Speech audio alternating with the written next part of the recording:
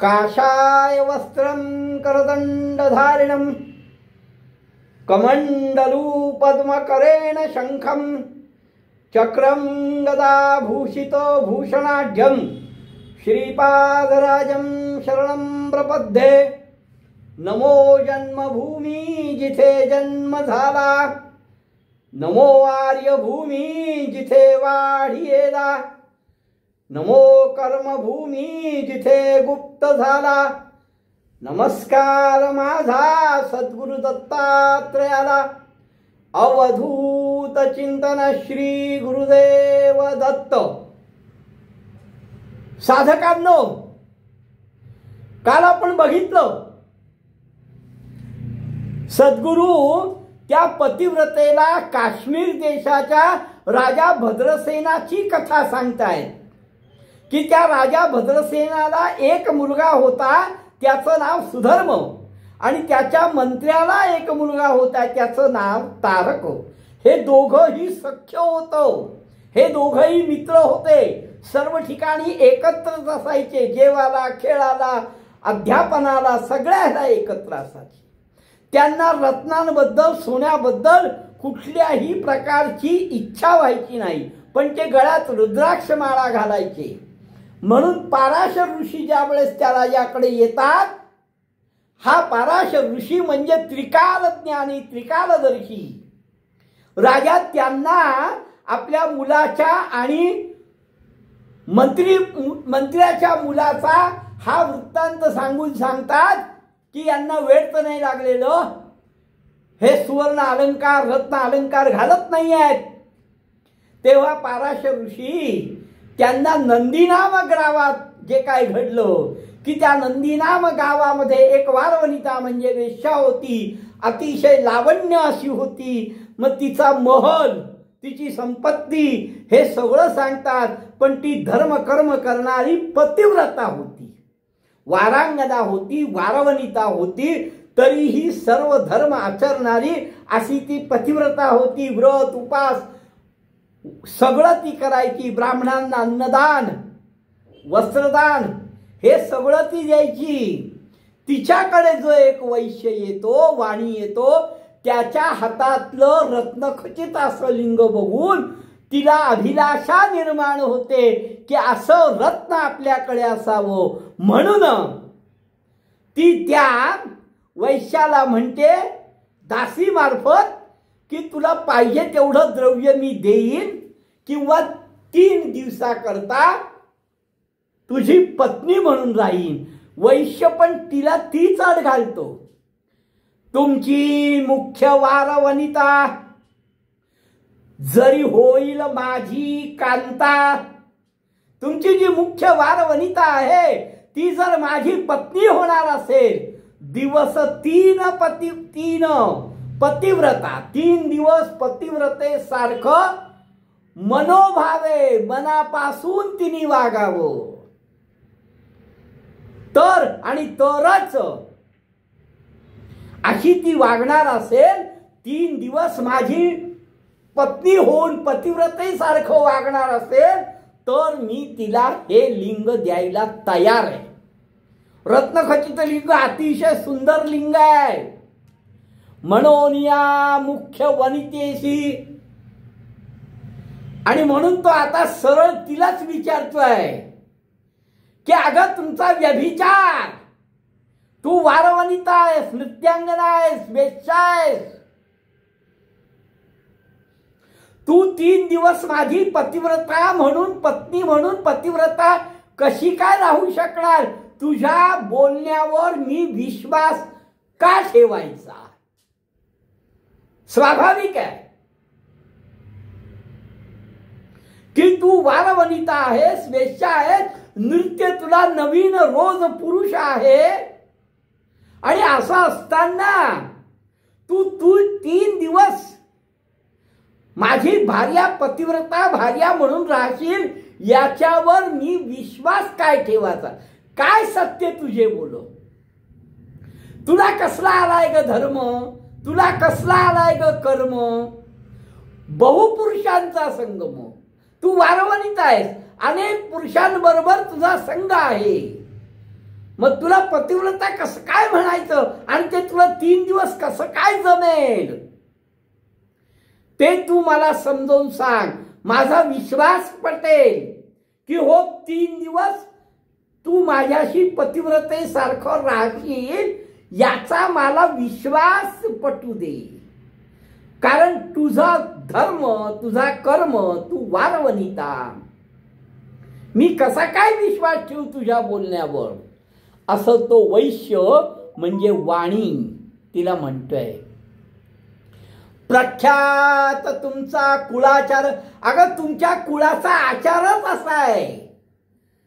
तुमचं वारवनितेचं जे कुळ आहे त्या कुळाचा आचारच आहे की व्यभिचार करणं.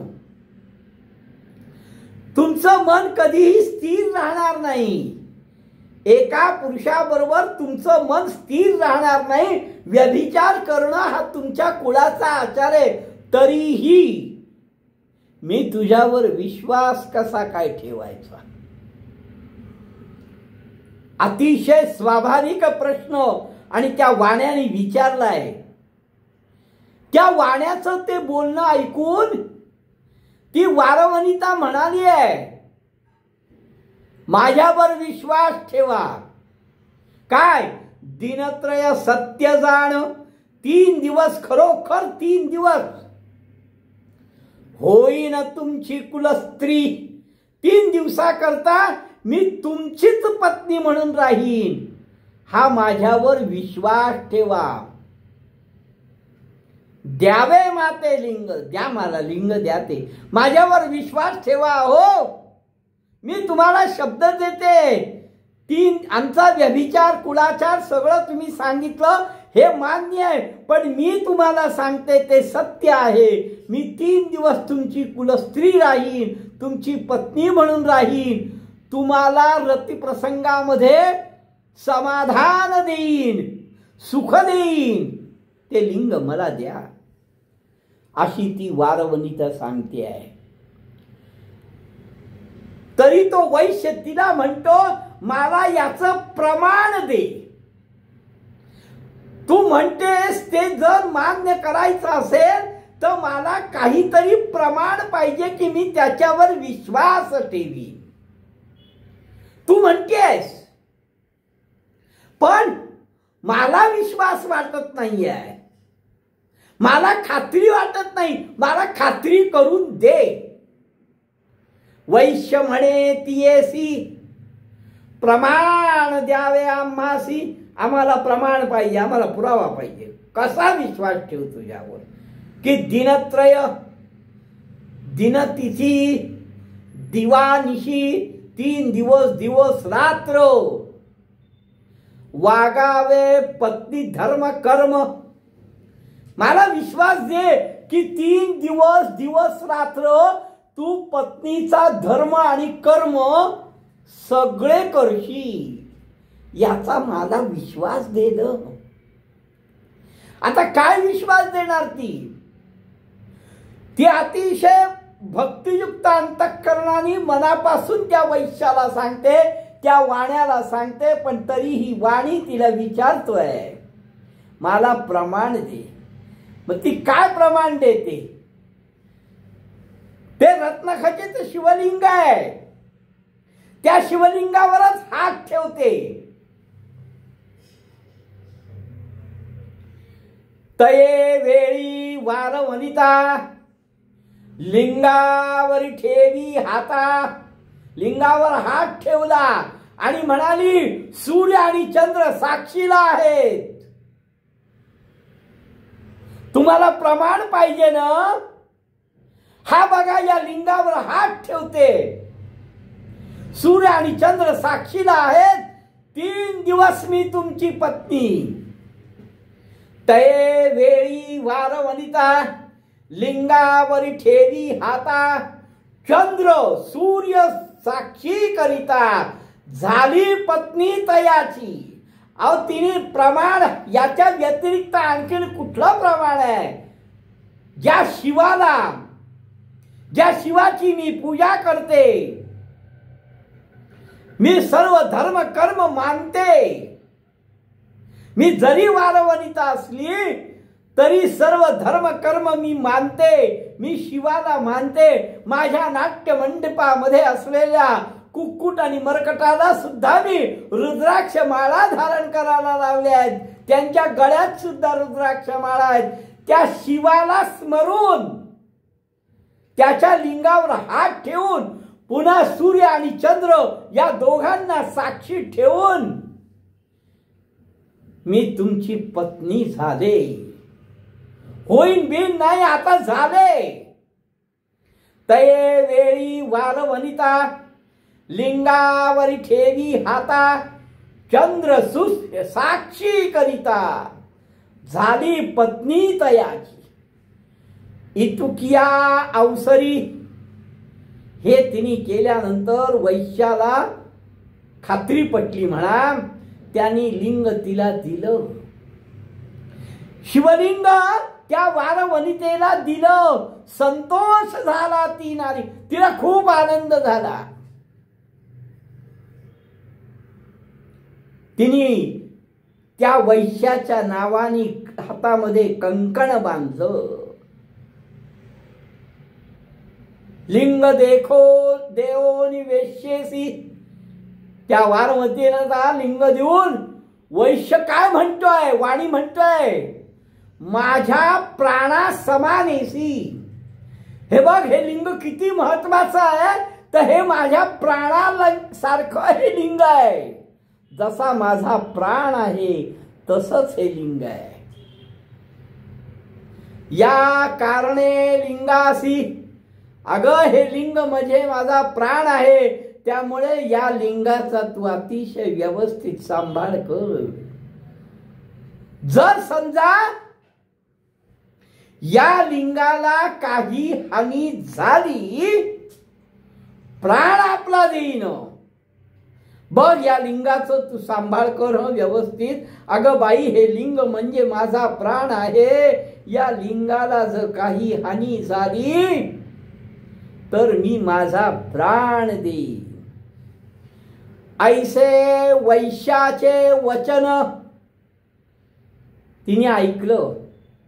तिने शब्द दिला. काय म्हणते, म्हणे लिंग करीन जतेन, काळजी करू नका. तुम्ही म्हटलात हे तुमच्या प्राणासारखं आहे, तुम्ही काळजी करू नका. तुम्ही बिनधास्त निर्धास्त राहा. अहो, मी माझ्या प्राणापेक्षा जास्त याचा सांभाळ करीन. बघा, ती वारवनिता असून सुद्धा धर्मशास्त्र जाणणारी, धर्म मार्गाने चालणारी होती. तिने सांगितलंय की मी माझ्या प्राणापेक्षा या लिंगाचा जास्त सांभाळ करीन. ऐसी दोघे संतोषन, असं दोघं आनंदाने त्या नृत्य मंडपात बसले होते. दिवसभर इतर गोष्टींवर चर्चा चालू होती. समोर तिने ते लिंग रत्नखचित शिवलिंग ठेवलं होतं. संध्याकाळ झाली. आता शयन मंदिरात जाऊ असं तो वैश्य म्हणतोय. पण रतिक्रीडेच्या वेळेस लिंग जवळ ठेवायचं नाही असं त्या वैश्यानी वाण्यानी तिला सांगितलं. दिवसभर नाट्य मंडपात बसले, नृत्य शाळेमध्ये बसले. संध्याकाळ झाल्यानंतर तो तिला म्हणतोय की आता आपण शयन कक्षात जाऊ, पण रतिक्रीडेच्या वेळेस हे लिंग आपल्या जवळ ठेवायचं नाही. म्हणून तिने काय केलं,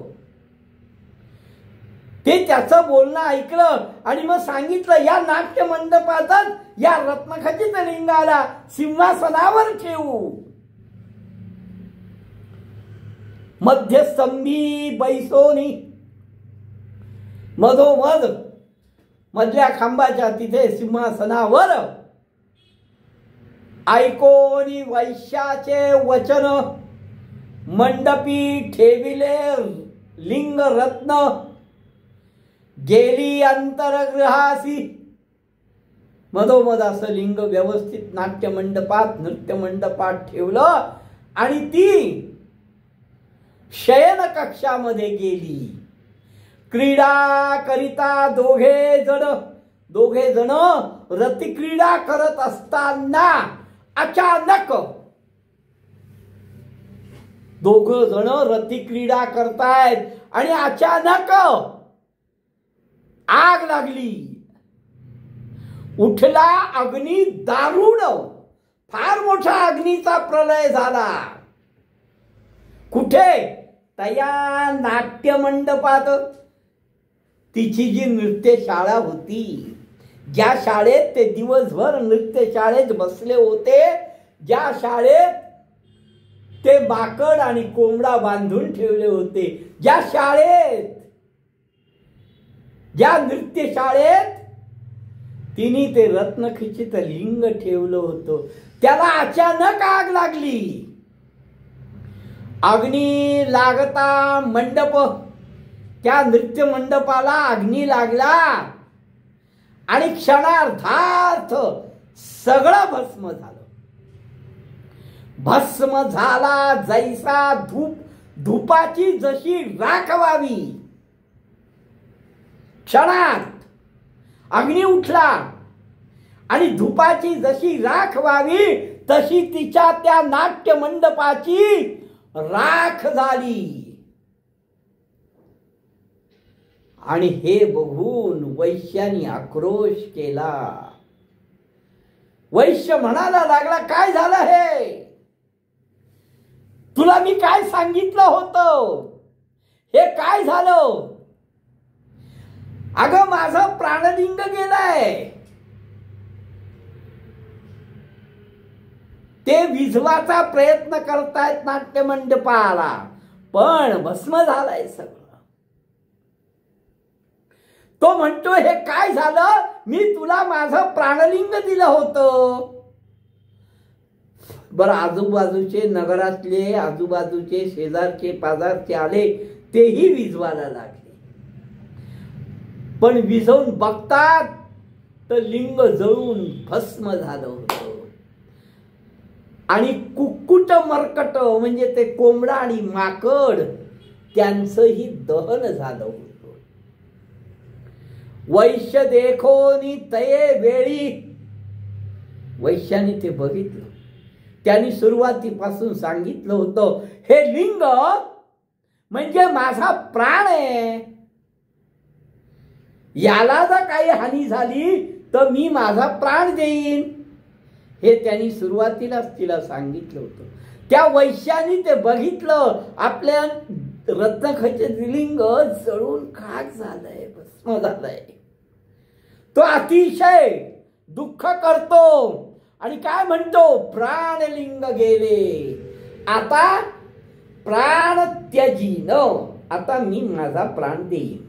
मी सांगितलं होतं माझ्या लिंगाला काही झालं तर मी प्राण देईन. माझं लिंग भस्म झालंय, माझं शिवलिंग भस्म झालंय, मी आता प्राण देईन. म्हणून निघाला बाहेरी, घराबाहेर आला. सगळी तयारी केली, सगळी लाकडं रचली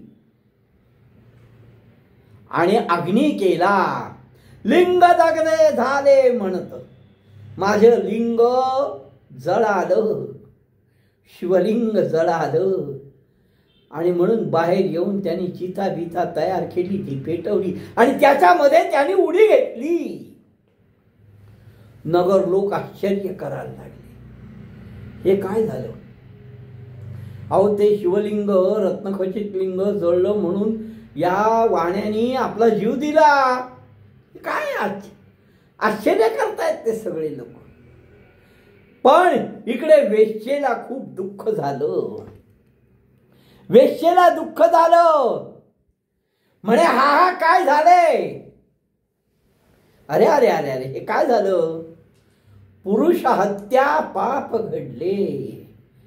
मी ते शिवलिंग नाट्यमंडपात ठेवलं, नाट्यमंडप जळाला, लिंग जळालं, म्हणून त्या वैश्यानी प्राण दिला, माझ्या हातून पुरुष हत्या घडली. ते लिंग तिथे ठेवल्यामुळे. बर, हा नुसता पुरुष नाही, वैश्य जो आहे, वाणी जो आहे, तो माझा प्राणेश्वर होता. कारण तिने शपथ घेतली आहे शिवलिंगावर ठेवून की 3 दिवस तुमची पतिव्रता म्हणून, पत्नी म्हणून राहीन. मग हा माझा प्राणेश्वर होता, त्याला हानी झाली आहे, तो गेलाय. पतिव्रत धर्म, आता मला पतिव्रता धर्माप्रमाणे प्राण द्यायला पाहिजे. आता ही सती जाणार आहे, वेश्या, वारवनिता, शब्द दिलाय. बोलवी तसे विप्रांसी, ब्राह्मणांना बोलवून घेतलं. संकल्पिले संपेदेसी, संकल्प केला. ब्राह्मणांना बोलवून घेतलं, संकल्प केला. सहगमन करा वयासी, आता मी सहगमन करते, मी आता जीव देते, कारण माझा पती गेलाय. ब्राह्मणांना बोलवून घेतलं, सती जाण्याची तयारी केली, दान धर्म केला. आपलं जेवढं कुठलं धान्याचं कोठार, वस्त्रांचं कोठार, दागिन्यांचं कोठार, द्रव्यांचं कोठार, सगळं उघडं केलं. वस्त्रे भूषणे भंडार, देती झाली विप्र, सगळं दान द्यायला लागली. कारण आता मी सती जाणार आहे. चंदनाची काष्ट मागवली, त्या चंदनाच्या काष्टाला अग्नी लावला. आपल्या बंधूंना, आपल्या आप्तेष्टांना नमस्कार केला. निरोप द्यावा आपणासी, मला निरोप द्या. पती सवे जात असे, मला निरोप द्या. माझा पती गेलाय, त्याच्याबरोबर मी पण चालले आहे. आपल्या बंधू वर्गासी नमन पुसे तयासी, निरोप द्यावा आपणासी. पती सवे जात असे, पती बरोबर जाते, मला निरोप द्या. ऐकोनी तिचे वचन, तिचं ते बोलणं ऐकलं. बंधू, आप्तो, इष्ट सगळ्यांना थोडं दुःख झालं. दुःख पावले बंधूजन, त्यांना दुःख झालं. ते काय म्हणतात, तुझी बुद्धी हिनार, तुझी बुद्धी कुठे गेली? हा, कसला धर्म, कसला पती? अगं, वेश्येच्या, वारांगणेच्या घराला असे अनेक पुरुष येतात, त्यांची गणना करता येणार नाही. मग हा तुझा पुरुष कसा काय झाला? वेश्येच्या मंदिरासी येती पुरुष रतीसी, मिती नाही तयांसी. केवी झाला तुझा पुरुष? काय काहीतरी बडबडतेस आणि आपला जीव देतेस. कैसा वैचा कैसे लिंग. अगं, कुठला वैश्य, कुठला वाणी, कुठलं ते त्याचं लिंग? उगाच आपलं अंग जाळून का घेतेस? स्वतःला अग्नी प्रवेश का करवतेस? तुझा धर्म सांग, वारवनितेचा धर्म काय आहे? तर रोज नवीन पुरुषाची संग करावा, हा वारवनितेचा धर्म आहे. अगं, अशी किती वाणी येतील, किती जातील, कोणाकोणाची तू सती होतील. हसतील, नगरातले लोक हसतील तुझ्या या वागण्याला. काय ही तुझी बुद्धी आहे, काय विचार करतेस? असं सगळे आप्तइष्ट तिला सांगतील. सगळे म्हणतात, हे बावळटासारखं काय चाललंय तुझं? कसला वैश्य, कसला वाणी, कसलं लिंग, उगाच आपल्याला स्वतःला जाळून घेतेस. अगं तुझा धर्म काय, तू वागतेस काय. येणे परी सकळ जन, असं सगळे लोक त्या वारवनितेचे बंधूजन सगळं तिला, पण ती कोणाचं ऐकायला तयार नाही. बरं काय केलिया नायके जण, काहीही त्यांनी सगळं समजावून सांगितलं तरीही ही ऐकायला तयार नाही. काय केलिया नायके जण, कवणाचेही ते कोणाचंच. मग आई वडील भाऊ बहीण काका आजूबाजूचे शेजारच्या पाजारचे गावातले सगळे तिला समजावून सांगतायत,